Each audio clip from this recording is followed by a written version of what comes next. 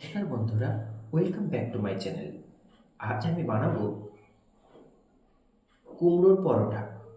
কুমড়োর পরোটা বানানোর জন্য প্রথমে আমি 1 কাপ মতো আটা নিয়েছি। এরপর আমি এতে কিছুটা পরিমাণে কুমড়ো সিদ্ধ করে রেখেছিলাম, সেই কুমড়ো সিদ্ধটা দিয়ে দিচ্ছি। এরপর এতে আমি সামান্য পরিমাণে নুন দিয়ে দেব আর অল্প পরিমাণে আমি একটু চিনি দিয়ে দেবো মিষ্টির জন্য, দিয়ে দিলাম। এরপর এটাকে আমি ভালো করে মেখে নেব, এভাবে হাতের সাহায্যে মেখে নেব।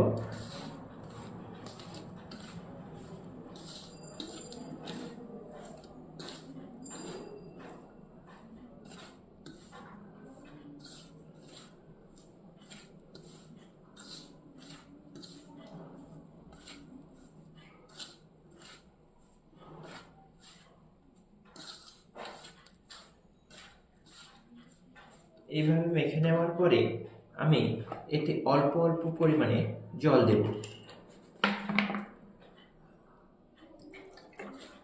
অল্প পরিমাণে জল দিয়েছি, ভালো করে মেখে নেব অল্প অল্প জল দিয়ে।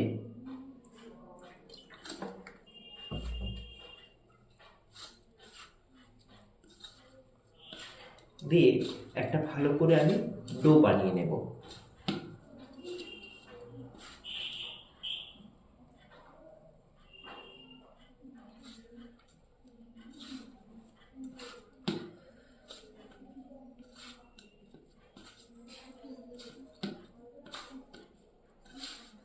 এইভাবে একটা ডো বানিয়ে নিচ্ছি।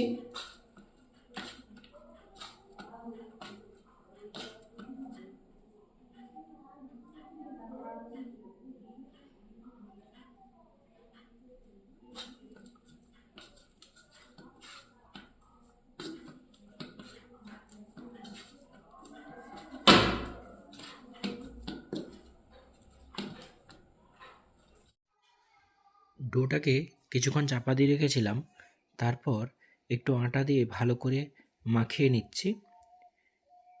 ভালো করে মাখিয়ে নেওয়ার পরে আমি লেচি কেটে নেব।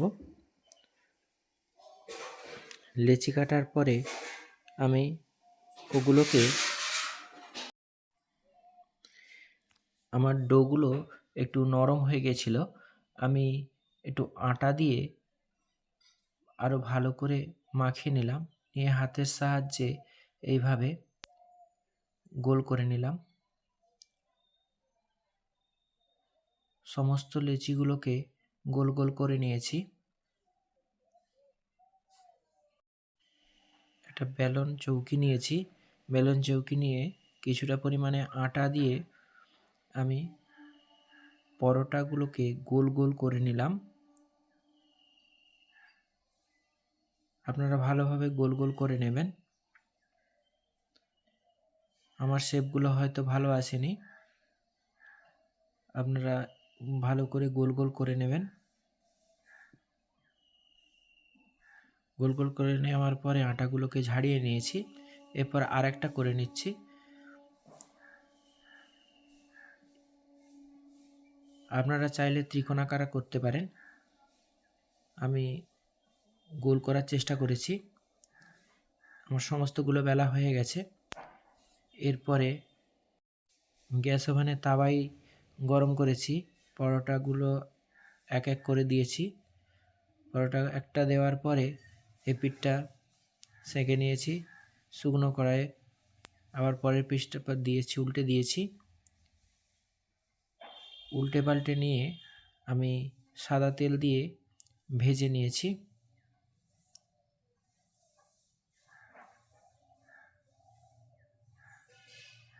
অল্প অল্প করে তেল দিয়ে আমি ভেজে নিয়েছি। আমার এইভাবে এসছে, আমার হয়ে গেছে পরোটা। সবগুলো বানিয়ে নিয়েছি। ভালো লাগলে অবশ্যই শেয়ার এবং সাবস্ক্রাইব। এটা টক দই বা সস দিয়েও খেতে পারেন, ভালো লাগবে।